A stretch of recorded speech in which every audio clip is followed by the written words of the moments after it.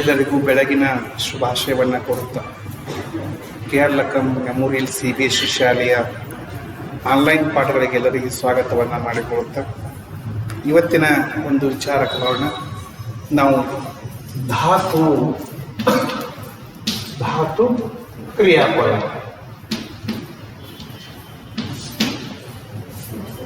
ನಮಗೆಲ್ಲ ಗೊತ್ತಿದೆ ಧಾತು ಅಂದರೆ ಏನು, ಕ್ರಿಯಾಪದ ಅಂದರೆ ಏನು. ಯಾಕಂದರೆ ಪ್ರತಿಯೊಂದು ವರ್ಗಕ್ಕೆ ಹೋದಾಗ ನಾವು ಧಾತುಗಳ ಬಗ್ಗೆ ಕೇಳ್ತೀವಿ. ಧಾತುಗಳು ಹೇಳುವಾಗ ಮಾತ್ರ ಬಹಳಷ್ಟು ನಿಮಗೆ ಮನವರಿಕೆ ಆಗ್ತದೆ. ಧಾತು ಓಕೆ, ಧಾತು ಗೊತ್ತಾಯಿತು ಅಂತ ಹೇಳ್ತಾರೆ. ಪರೀಕ್ಷೆಯಲ್ಲಿ ತಪ್ಪಾಗಿ ಬರ್ತದೆ. ಧಾತು ಅಂದರೆ ಕ್ರಿಯಾಪದದ ಮೂಲ ರೂಪವೇ ಧಾತು. ಬರ್ಕೊಂಡು ಧಾತು ಅಂದರೆ ಕ್ರಿಯಾಪದದ ಮೂಲ ರೂಪಕ್ಕೆ ಧಾತು ಎಂದು ಹೇಳುತ್ತೇವೆ.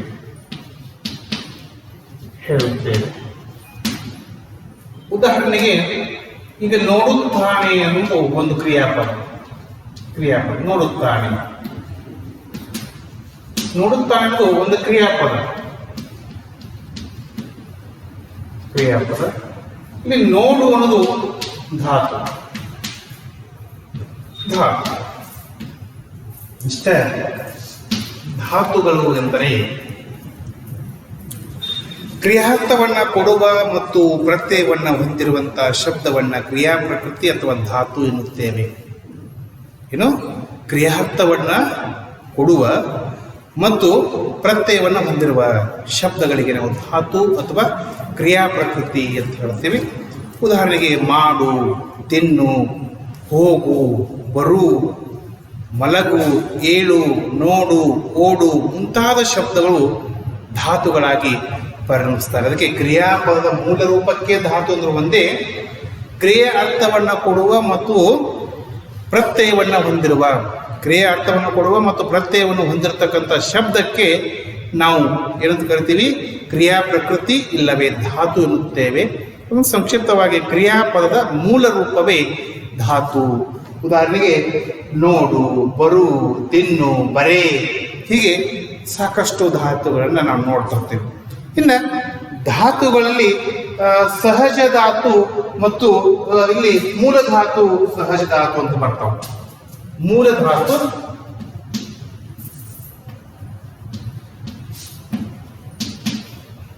ಧಾತು ಒಂದು ಸಹಜ ಧಾತು. ಧಾತು ಅಂದ್ರೆ ಗೊತ್ತಾಗ್ತದೆ. ಈಗಾಗಲೇ ನೋಡು, ಬರು, ತಿನ್ನು, ಬರೆ ಇವು ಕ್ರಿಯಾಪದದ ಮೂಲ ರೂಪ ಅಂತ ಹೇಳ್ತೀವಿ. ಆ ಧಾತುಗಳಲ್ಲಿ ನಾವು ಎರಡು ಪ್ರಕಾರಗಳನ್ನು ಮಾಡ್ತೇವೆ. ಒಂದು ಮೂಲ ಧಾತುಗಳು ಯಾವುವು, ಸಹಜ ಧಾತುಗಳು ಯಾವುವು. ಮೂಲ ಧಾತುಗಳು ಅಂತಂದ್ರೆ ನಾವು ಸಹಜ ಧಾತುಗಳೆಂದು ಹೇಳುತ್ತೇವೆ. ಹೌದಾ? ಇಲ್ಲಿ ಪ್ರತ್ಯಯಾಂತ ಧಾತು, ಮೂಲ ಧಾತು ಅಥವಾ ಸಹಜ ಧಾತು, ಪ್ರತ್ಯಯಾಂತ ಧಾತು ಅಥವಾ ಸಾಧಿತ ಧಾತು. ಇಲ್ಲಿ ಮೂಲ ಧಾತು ಅಥವಾ ಸಹಜ ಧಾತು ಅಂತ ಹೇಳ್ತೀವಿ.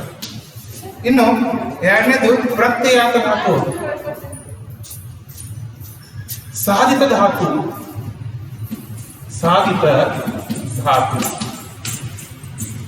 ಮೂಲ ಧಾತು ಅಥವಾ ಸಹಜ ಧಾತು, ಸಾಧಿತ ಧಾತು ಅಂತ ಬರ್ತಾವ. ಧಾತುಗಳಲ್ಲಿ ಎರಡು ಪ್ರಕಾರಗಳನ್ನು ಕಾಣ್ತೇವೆ. ಅದಕ್ಕೆ ಇಲ್ಲಿ ಮೂಲ ಧಾತುಗಳಲ್ಲಿ ಉದಾಹರಣೆಗಳು ಸಾಕಷ್ಟು. ಮಾಡು, ತಿನ್ನು ಅಂತ ಬರ್ತಾವ. ಮಾಡು, ತಿನ್ನು, ಹೋಗು, ಬರು, ಮಾಡು, ಬೀಡು, ಇವೆಲ್ಲ ಮೂಲ ಧಾತುಗಳು. ಇವೆಲ್ಲ ಸಹಜವಾಗಿ ಬರ್ತಕ್ಕಂಥವೇ. ಇನ್ನು ಪ್ರತ್ಯಯಾಂತ ಧಾತು ಅಥವಾ ಸಾಧಿತ ಧಾತುಗಳು ಅಂತ ಬರ್ತವೆ. ಇಲ್ಲಿ ಇಸ್ಸು ಅಂತಕ್ಕಂಥ ಪ್ರತ್ಯಯ ಬರ್ತವೆ. ಇಲ್ಲಿ ಮಾಡು ಇದೆ, ಅದಕ್ಕೆ ಪ್ರತ್ಯಯ ಸೇರ್ತದೆ. ಅದಕ್ಕೆ ಯಾವ ಪ್ರತ್ಯಯಗಳನ್ನು ಅಪೇಕ್ಷೆ ಪಡ್ತಾವೋ ಅವು ಸಾಧಿತ ಧಾತುಗಳಾಗ್ತವೆ.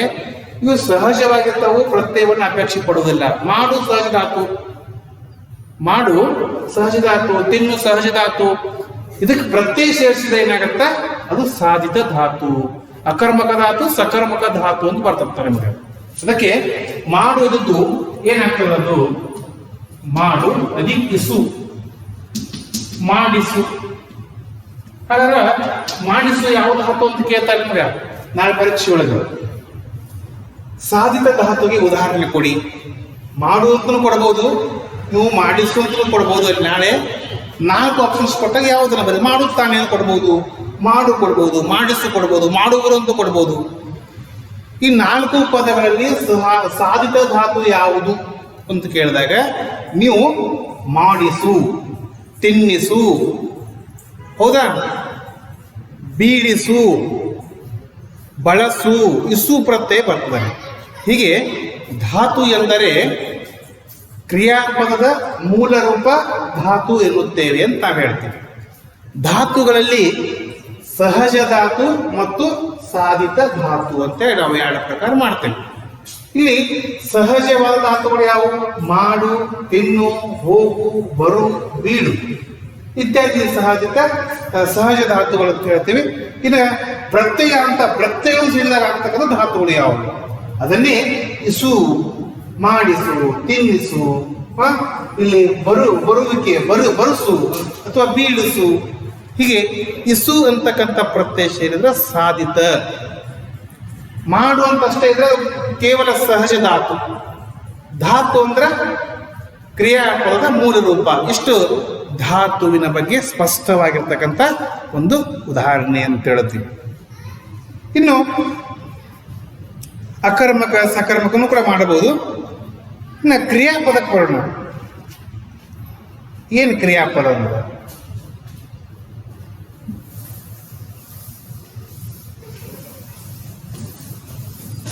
ಕ್ರಿಯಾಪದ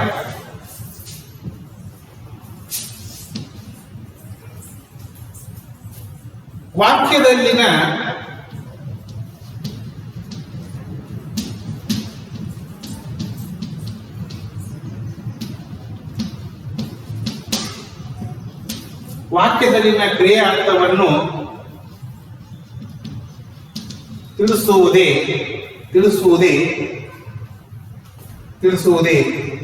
ಕ್ರಿಯಾಪದ. ವಾಕ್ಯದಲ್ಲಿನ ಕ್ರಿಯೆ ಅರ್ಥವನ್ನು ತಿಳಿಸುವುದು. ಆ ಕ್ರಿಯೆ ಸಂಪೂರ್ಣವಾಗಿ ಮುಗಿದಿದೆಯೋ ಅಥವಾ ಇಲ್ಲವೋ ಅಂತಕ್ಕಂಥದ್ದನ್ನ ತಿಳಿಸುವುದು ಕ್ರಿಯಾಪದ ಅಂತ ಹೇಳ್ತೀವಿ. ಈಗ ಒಂದಿಷ್ಟು ಉದಾಹರಣೆಗಳನ್ನ ನೋಡ್ತೀವಿ. ರಾಮನು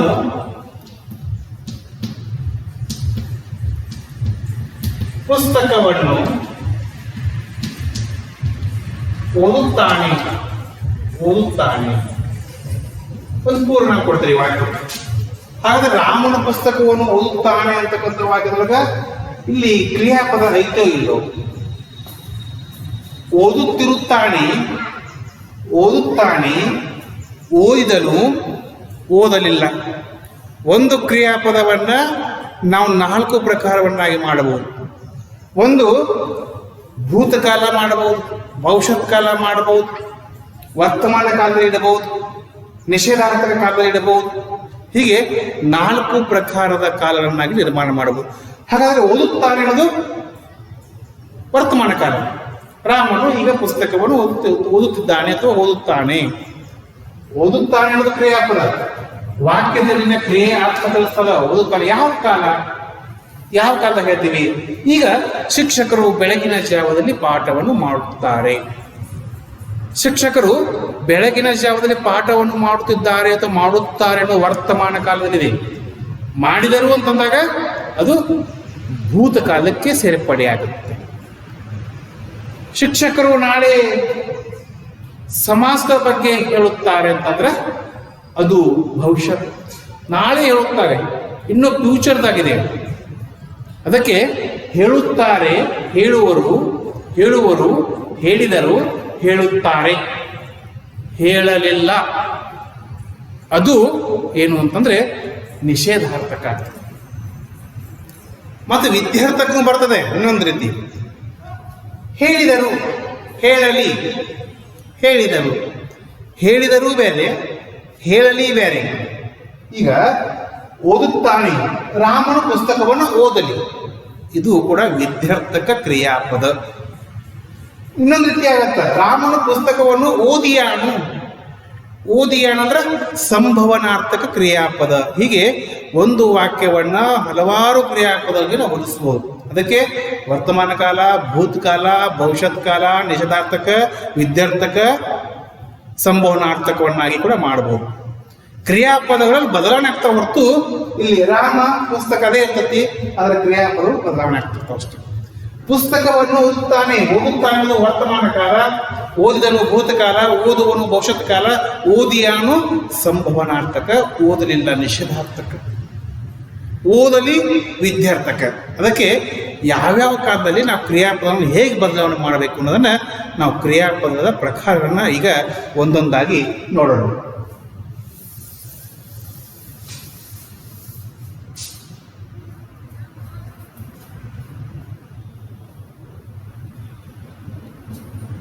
ಕ್ರಿಯಾಪದದ ಪ್ರಕಾರಗಳು.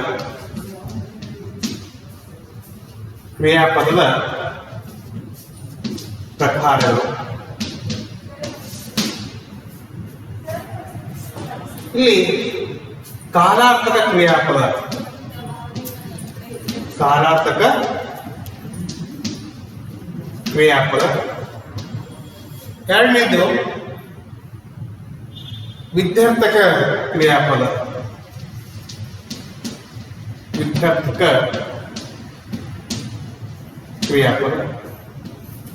ಮೂರನೇದು ಸಂಭವನಾರ್ಥಕ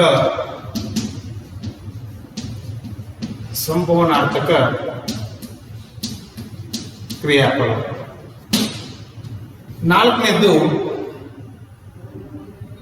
ನಿಷೇಧಾರ್ಥಕ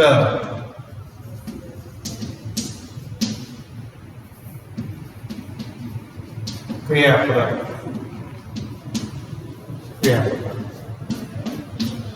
ಹಾಗಾದ್ರೆ ಕಾಲಾರ್ಥಕ ಕ್ರಿಯಾಪದ ಅಂದ್ರೆ ಏನು ಅಂದ್ರೆ ಕಾಲಕ್ಕೆ ತಕ್ಕಂತ ಕ್ರಿಯಾಪದಗಳು ಅಥವಾ ಕಾಲಾರ್ಥಕ ಕ್ರಿಯಾಪದಗಳು ಅಂತ ಹೇಳ್ತೀವಿ. ಅದರಲ್ಲಿ ಸದ್ಯ ನಡೆಯುವಂತಹ ಕಾಲ ವರ್ತಮಾನ ಕಾಲ, ನಡೆದು ಹೋದದ್ದು ಭೂತಕಾಲ, ಮುಂದೆ ನಡೆಯುವುದು ಭವಿಷ್ಯತ್ ಕಾಲ ಕಾಲಾರ್ಥಕ ಕ್ರಿಯಾಪದಗಳು. ಅದಕ್ಕೆ ಇಲ್ಲಿ ವರ್ತಮಾನ ಕಾಲ,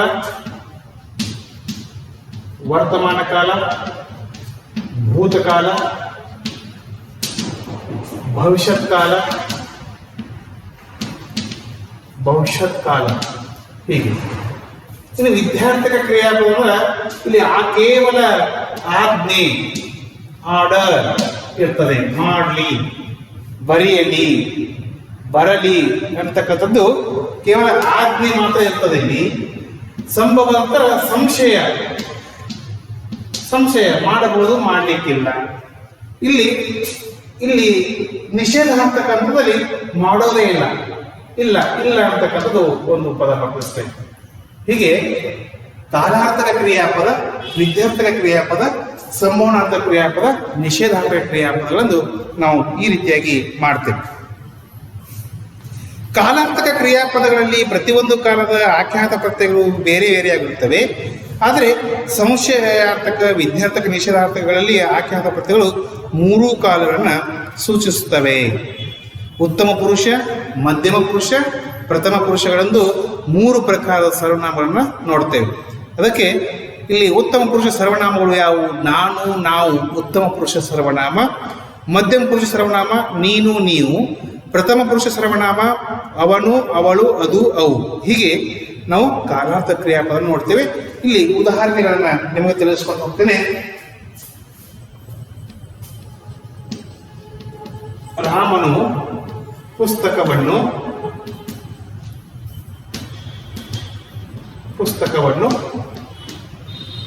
ಓದಿದನು.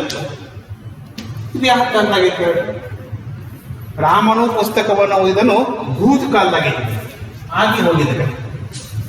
ಇನ್ನು ಎರಡನೇ ನೋಡ್ರಿ, ಅದು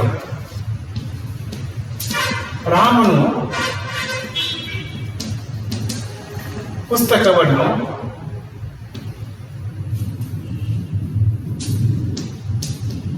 ಓದುವನು, ಇದು ಭವಿಷ್ಯ. ಇನ್ನು ಮೂರನೇದು ರಾಮನು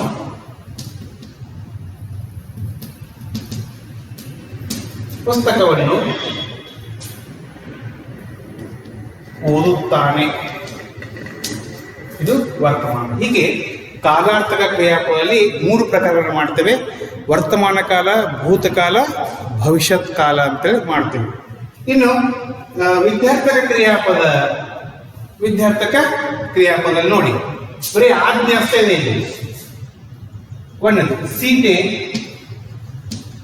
ಚೀಟೆ, ಕವಿತೆ, ಬರೆಯಲಿ. ಎರಡನೇದು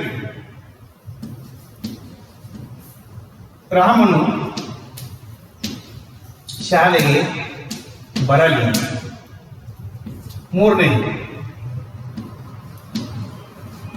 ವಿದ್ಯಾರ್ಥಿಗಳು ಶಾಲೆಗೆ ಬರಲಿ. ಹೀಗೆ ಇದು ವಿದ್ಯಾರ್ಥಕ ಆಯಿತು. ಸಂಭವನಾರ್ಥಕ ಉದಾಹರಣೆ ನೋಡಿ.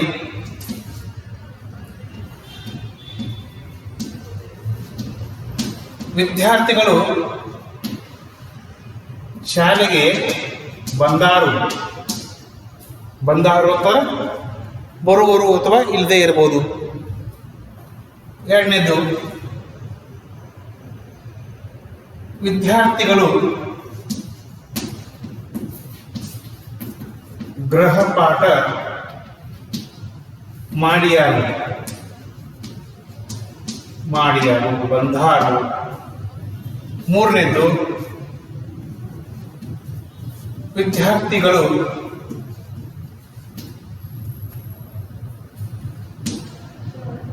ನೋಡಿಯಾರು, ಪ್ರಕೃತಿಯನ್ನ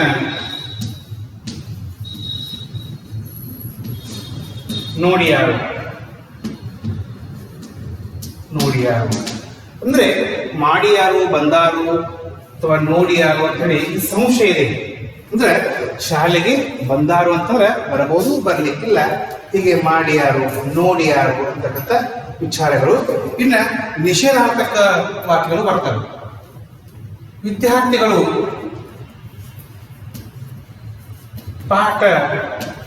ಪಾಠವನ್ನು ಕೇಳಲಿಲ್ಲ. ಇನ್ನ ಎರಡನೇದು ರಾಮನು ಶಾಲೆಗೆ ಬರಲಿಲ್ಲ. ಮೂರನೇದು ಅಂಕಿತ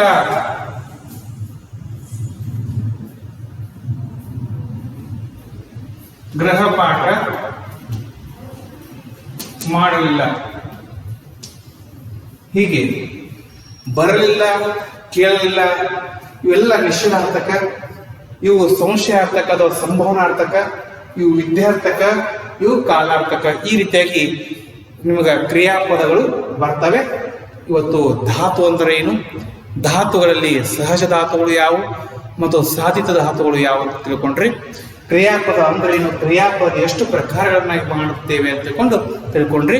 ಇದರ ಬಗ್ಗೆ ನಿಮಗೆ ಏನಾದರೂ ಕೂಡ ಸಂದೇಹಗಳಿದ್ರೆ ನನಗೆ ಮುಂದಿನ ತರಗತಿಯಲ್ಲಿ ಕೇಳಬೇಕು ಅಂತಕ್ಕಂಥ ವಿಚಾರ ಹೇಳ್ತಾ ಈ ಅವಧಿಗೆ ನಾನು ವಿರಾಮವನ್ನು ನೀಡ್ತೇನೆ.